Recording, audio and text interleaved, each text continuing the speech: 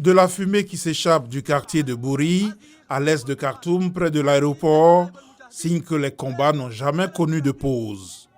Depuis jeudi soir, c'est la région du Darfour, située à la frontière avec le Tchad, qui inquiète. À El Guenena, des combattants ont sorti mitraillettes, mitrailleuses lourdes et machines de tir anti-aérien et tirent des roquettes sur des maisons.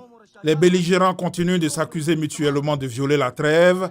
Sur le front diplomatique, des pourparlers incluant les États-Unis, l'Arabie saoudite, les Émirats arabes unis, le Soudan du Sud et l'Éthiopie se poursuivent. L'ONU a fait part de son inquiétude ce vendredi face à l'évasion de prisonniers, dont un suspect de crimes contre l'humanité. Ravina Shamdasani, porte-parole du Haut-Commissariat aux droits de l'homme, lors d'un point de presse à Genève.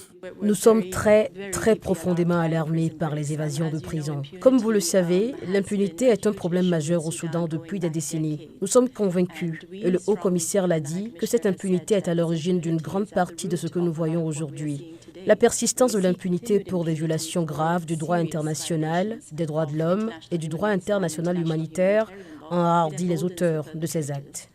Les combats ont aussi provoqué un exode massif dans ce pays de 45 millions d'habitants, l'un des plus pauvres au monde. L'Union africaine appelle à faciliter le transit de ces civils fuyant les combats. Plusieurs dizaines de milliers de personnes se trouvent déjà dans les pays frontaliers, notamment au Tchad à l'ouest et l'Égypte au nord. Au total, 270 000 personnes pourraient fuir au Tchad et au Soudan du Sud, selon l'ONU. La situation est évidemment très fluide, elle est très chaotique. Un grand nombre de personnes se déplacent à l'intérieur du pays, mais aussi vers les frontières. Nous savons que des gens sont allés jusqu'en Égypte et ont traversé la frontière. Le gouvernement a donné des chiffres. Les derniers que nous avons vus étaient de 16 000. Mais je pense que ce chiffre va augmenter. Les combats meurtriers au Soudan opposent les paramilitaires des forces de soutien rapide du général Mohamed Hamdan Daglo à l'armée régulière du général Abdel Fattah al-Burhan, alliés lors du coup d'État d'octobre 2021. Douchant les espoirs d'une transition démocratique, les deux généraux avaient évincé ensemble les civils du pouvoir lors d'un putsch en 2021.